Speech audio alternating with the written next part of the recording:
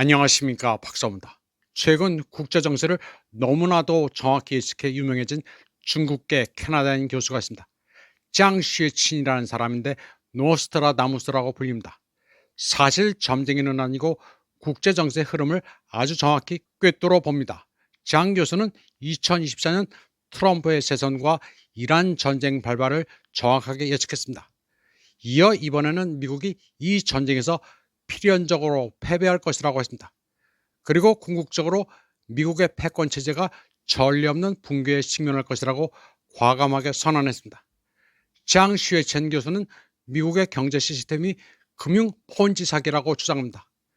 특히 걸프 국가들이 페트로 달러를 본국으로 소환하는 방식으로 미국의 AI 투자 거품을 지탱해 왔다는 것입니다. 그러나 전쟁이 발발해 자금 흐름이 차단되면 수조 달러의 AI 거품은 순식간에 붕괴될 것이며 재융자에 의존해온 거대한 금융 사기 전체가 무너질 것이라는 분석입니다.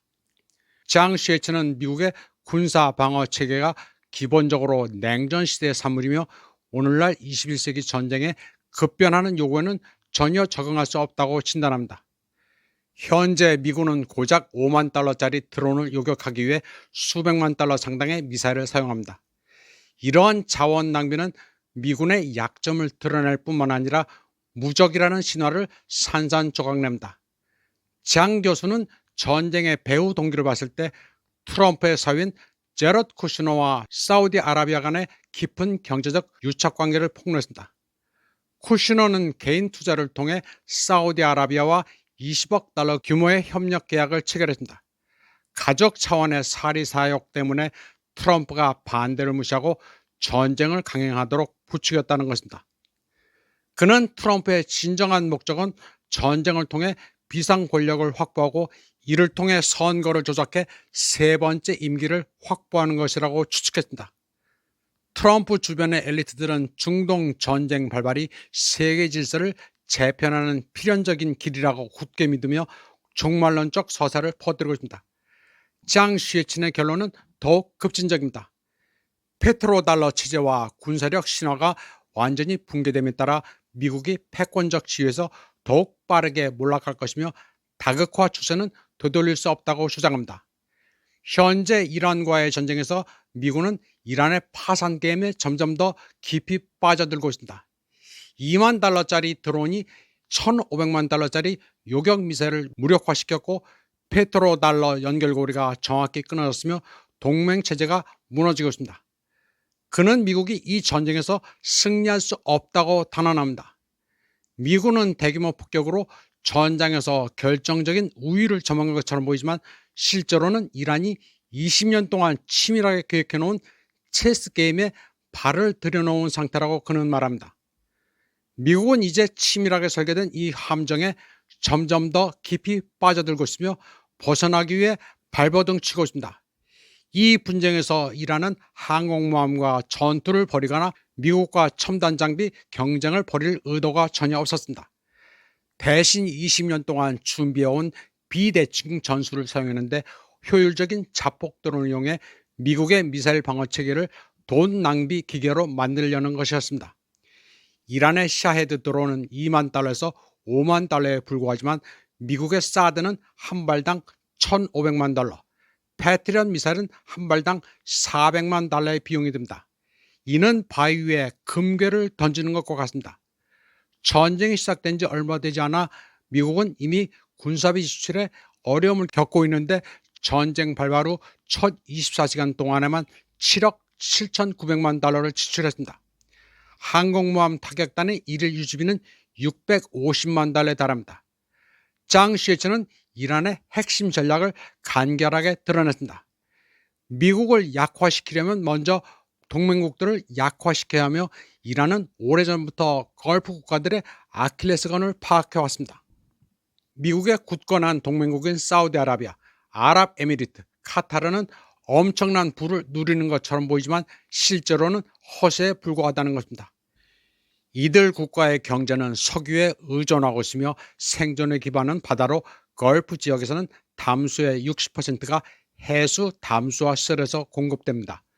수천만 명의 인구가 거주하는 리야드나 두바이 같은 대도시에 해수 담수화 시설이 파괴되면 2주 안에 심각한 물 부족 사태에 직면하게 되고 번화한 도시는 순식간에 유령 도시로 변할 수 있습니다.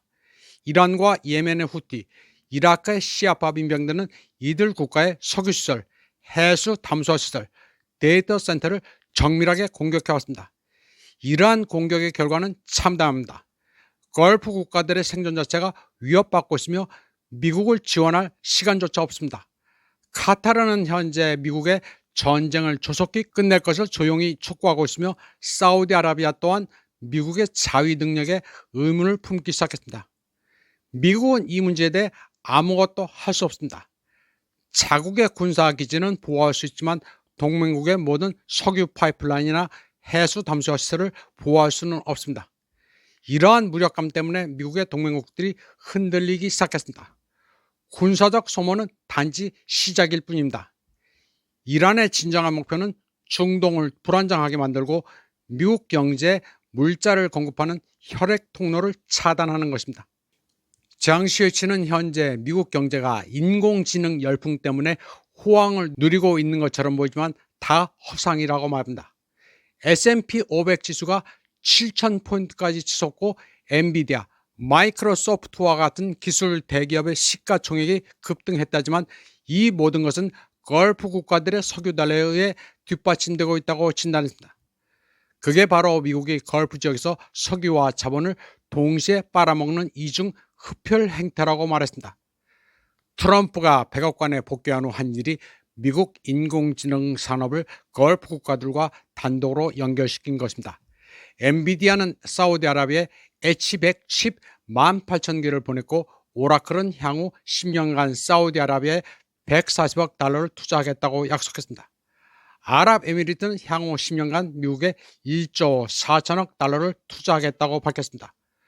석유 판매로 막단 수익을 올린 걸프 국가들은 국부 펀드를 통해 그 돈을 모두 미국의 인공지능에 쏟아부었습니다. 실리콘밸리의 거대 기술 기업들이 연구 개발에 아낌없이 투자하는 배경에는 바로 이들 중동 재벌들이 있습니다. 미국의 AI 거품은 전적으로 걸프만 석유 자금에 의해 부풀려졌다고 해도 과언이 아니라고 장 교수는 말했습니다. 이에 대해 이란은 자금줄을 직접 차단하는 방식을 택했습니다. 이란이 호르무즈 해협을 완전히 봉쇄하면서 전 세계 석유 수송로의 20%가 마비됐고 이로 인해 국제 유가가 급등했습니다. 걸프 국가들의 석유 시설이 공격받고 석유 수출이 차질을 빚으면서 이들 국가들의 경제조차 생존에 어려움을 겪고 있습니다.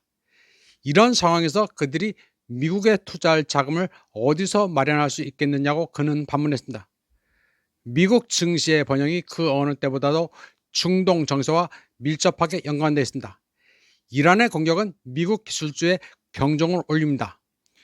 이란의 20년에 걸친 전략적 행보는 미국을 군사적, 경제적으로 수세에 몰아넣었을 뿐만 아니라 트럼프 행정부의 정치적 개선을 완전히 좌절시켰습니다. 트럼프가 전쟁 개시를 주장했을 당시 그는 제한적인 공격과 강경책을 계획했고 심지어 전시 상황을 이용해 비상 권한을 획득하고 자신의 정치 경력을 위한 발판을 마련하려 했습니다. 하지만 그는 이란의 반격이 이토록 거세질 줄은 예상하지 못했습니다. 이제 미국은 어려운 입장에 놓였습니다. 더욱 굴욕적인 것은 미국의 군사적 수단이 실패했고 경제 제재를 통한 세력 회복 시도 또한 중국과 러시아의 공동 봉쇄로 좌절됐다는 점입니다. 그가 원래 정치적 이득을 얻기 위해 이용하려 했던 이 전쟁은 결국 그가 떨쳐낼 수 없는 뜨거운 감자가 되어버렸습니다. 미국과 이란의 갈등 결과는 이미 명확합니다. 미국은 모든 전투에서 승리한 것처럼 보일지 모르지만 전략적으로는 전쟁 전체에서 패배했습니다. 미군은 탄약이 바닥나고 있고 동맹국들의 신뢰는 무너지고 있으며 경제 거품은 터지고 있고 국내 지지율은 하락하고 있습니다.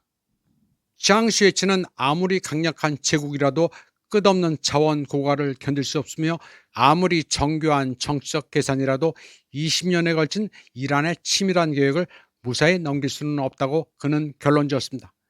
이번 방송은 여기까지 하겠습니다. 시청해주신 여러분 감사합니다.